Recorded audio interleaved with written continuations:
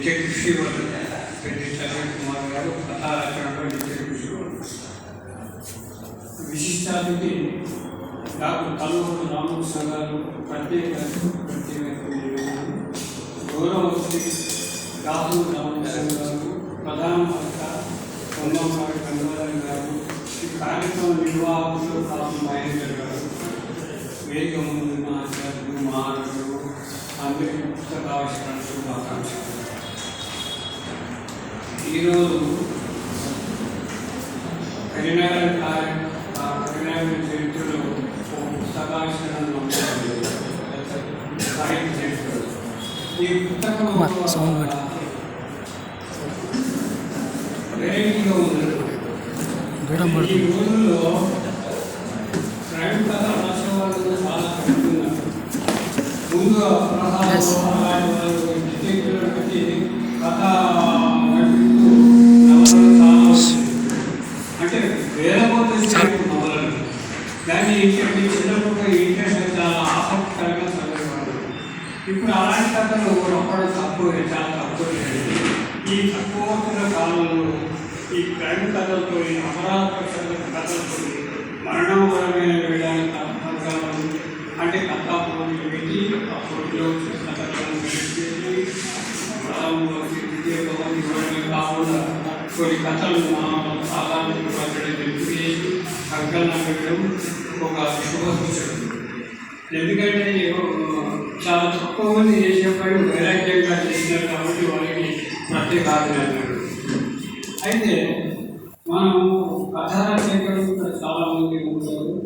కథా రచనలో మనం ఒక్కటి రెండు పాయింట్లు మాత్రం చెప్తాను. కథను ఎట్లా ప్రారంభించాలి అంటే కథా రచనలు ఒక్కొక్క రకంలో ఒక్కొక్క ధోరణి, ఒక్కొక్క శైలి ఉంటుంది. వాటి శైలిని అనుసరించి, వాటి ధోరణిని అనుసరించి కథ రాపుతారు. కానీ ప్రారంభం ఎట్లా చేయాలి, సాధారణంగా ఎట్లా ప్రారంభం చేయాలని అంటే మనం చూడాల్సింది ఏంటంటే కథ ప్రారంభంలోనే ఒక వాక్యం లేదా ఒక పారాగ్రాఫ్ బాగా ఉంటే పాట ముందు లాక్కేస్తుంది. ఇప్పుడు మిథునం కథ పొద్దు మాట్లాడిపోయింది అనే వాక్యంతో చూడబెట్టింది. వాట శ్రీరాముల కథ అయితే మాట్లాడుతుంది ఏమైంది కొన్ని మాట్లాడుతుంది ఏమైంది పాట కూడా అట్లా మొదటి పాఠంలోనే పాఠం ఆకర్షించే విధంగా ప్రారంభంగా చాలా మంచిది. మరి అది క్రైమ్ కథన, పౌరాణిక కథన, జానపద కథన, సాంఘిక కథన, ఆ రచయిత కథ ప్రారంభించే ముందే కథలో ఏ పాత్రలు ఉండాలి, ఏ పాత్రలు ఉండాలి, అతను ఎక్కడ మనం తిరగాలి, ఎక్కడ ట్రాక్ పోవాలి, ట్రాక్ మన వర్తమానం నిర్ణయించుకొని కాలంలో రాయడం ప్రారంభించాలి. తర్వాత అన్నింటికీ మించింది ముగింపు. అతను ముగింపు మధ్యలో మనుషులు అతని ఉంటాయి. చివరికి ముగింపు వచ్చేసరికి రాజకీయంలో కనిపిస్తుంది. ఈ అంతరంలో కూడా మరణం ముగింపులో చాలా ఉంది. దీనిలో కథా శిల్పాలకు సంబంధించిన శక్తులను పాటిస్తూనే క్రైమ్ కథలు వచ్చినారు. వారందరికీ ఆ రచయితలందరికీ అభినందనలు.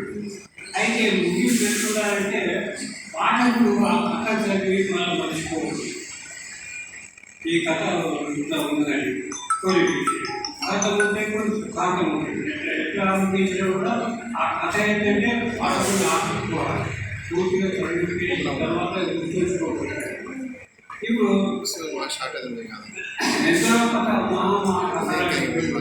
ఎంతో కథ అయితే 20 తారీఖు పోతాయి. 20 తారీఖు కథ ముగింపులో మన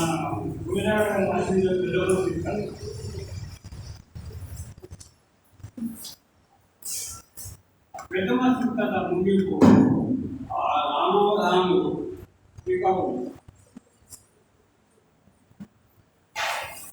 శ్రీకాకుళం నుంచి కాశీ పోతారు. కాశీ పోయి వచ్చిన తర్వాత వాళ్ళ దూరం నుంచి చూసుకుంటారు. దూరం నుంచి ఏం తీసుకుంటారు, వసతిగా ఆవులైనా నాకు కాసిపోతాను. వచ్చిన తర్వాత వసతి చెప్పిన తర్వాత ఊళ్ళో ఉంటే ఆ ఊళ్ళో ఉన్న కోవెల కనిపించాడు. శ్రీకాకుళేశ్వరుడు ఆ గోపురం కనిపించినప్పుడు దంగైపోతాడు. అనేది ఆలయం అనిపించలేదు. ఏమో కూర్చుపోయేమో అని అనిపించుకుంటాడు. అయితే కొంచెం దూరం రాగానే అక్కడ ఒక మసీదు ఉంటుంది. మసీదు దగ్గర ఒక కాపురాదారు ఉంటుంది. వీళ్ళు ఏమంటారు అక్కడికి పోగానే ఏమంటారు, నారాయణ పట్టు కాశీ నుంచి వచ్చినాయి అంటే అవును కాశీ నుంచి వచ్చినాయని ఏమంటారు. అయ్యా మా పిల్లమామ రామాధామి చిరుమామ లక్ష్మణ పట్టు వేదాంత గారు గతులైనారా ముగ్గులైనారా వారి ఎక్కడ క్యాబో సైతాకేదో క్యాబ్ తీసి అని అంటాడు. లేదు చెప్పండి మసీద్ దగ్గర చేయకూడదు కమ్మటం ఏమైంది అని అంటాడు. అయితే రామ ఈ ఆ సాయం అంటుంటాడు. సాయం సైతాన్ని ఘరాన్ని ఏం చేస్తాడు, తన చేతిలో చిరుకు పిలుస్తున్నాడు. చుట్టలాగా ఉంటుంది. పిలిచి చిరుకును నేల పెట్టి చిరుకు నేలలా ముక్కని నడకసరా చెదర నారాయణ అని సఖి. నారాయణ అంటే చాలా అర్థంగా నారాయణ ఎక్కడ ఓ వైరాగ్యం ఉంది, నిర్వేదం ఉంది, నిరాశ ఉంది, ఇవన్నీ చెప్తా ఉంటాడు.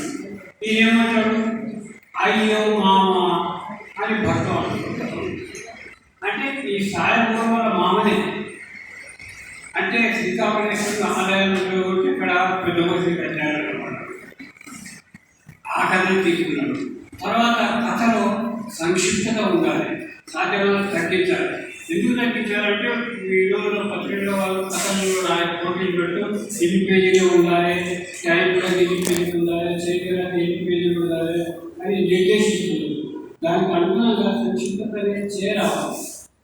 టీఎస్ ఎలియట్ అంటే ఒక 8 పేజీల చిన్న పుస్తకాలు రాశాడు. దాంట్లో 520 పంక్తులు దానికి లోపురం వచ్చేసి చూడండి 8 పేజీల పుస్తకాలు లోపురం. తర్వాత హేమింగ్స్ అనే 124 పేజీలతో ఒక నవల రాశారు, చిన్న నవల. ఆ నవల కూడా లోపురం వచ్చింది. ఎందుకంటే సంక్షిప్త బాగుంది. అయితే మన వాళ్ళ పాశ్చాత్యులే కాదు, మన తెలుగువారు జ్ఞానపీఠ అవార్డు గ్రహించినటువంటి రాహుల్ భరద్వాజ తన కథను పాపురాలు సినిమా పాపురాలు కథ అది మొదటి చిన్న కథ కాదు, తర్వాత పెద్ద కథ కాదు, ఆ తర్వాత నవల కథ. ఆ కథ కూడా చాలా ప్రేరేపించింది. దాంతోనే మన జ్ఞానపీఠ అవార్డు వచ్చిందని చెప్పుకోవచ్చు. అయితే ఈ విధంగా రచయిత సర్వజ్ఞులే ఉండాలి, కథా విషయంలో సర్వజ్ఞులే ఉండాలి. సరే తెలియని విషయం లేకపోతే తెలియని విషయాలు మాత్రం అందులో పొందుపరిచే విధంగా మన కథలు తీసుకెళ్తున్నాడు. కూడా మన వర్తమానంలో వచ్చినా కూడా అది సాధారణంగా ఉండాలి. కాబట్టి పట్టుకెళ్ళట్టు వాటిని తగ్గిపట్టి లాక్కెళ్ళట్టు వాళ్ళు లాక్కొచ్చినట్టు సహజంగా ఉంటుంది. ఈ నియమాలను పాటించాలి. తర్వాత శిల్పం అనేది గొప్ప బాగుంది. ఈ ముగింపు విషయం చెప్పాలి. కథ అంతా బాగుంది, ముగింపు బాగాలేనట్టుంటే శోభనాన్ని దోచుకొని పెళ్లి కుమార్ మోహన్లా ఉంటుంది. బాగుపడే పెళ్ళి శోభనాన్ని దోచుకొని ఆ పెళ్లి కుమారుడు ఆయన మోహన్గా ఆ కథ ముగింపు బాగుంటుంది. అయితే కథలో శిల్పం అనేది ప్రధానమైనది. ఎందుకంటే కథలో వర్తమానాన్ని మర్పించేది, మురిపించేది ఈ శిల్పమే. శిల్పం అంటే అందులో ఎన్నో పాయింట్స్ చెప్తున్నారు. అందులో ప్రత్యేకించి అలంకారాలు మాత్రం చెప్పకుండా రావాలి. అలంకారాలు లేకుండా ఇంట్లో రాయాలంలో రాయచ్చు. అలంకారాలు లేకుండా రాయాలన్నమాట. ఇప్పుడు మన శిరశిల్ప కాంతారావు గారి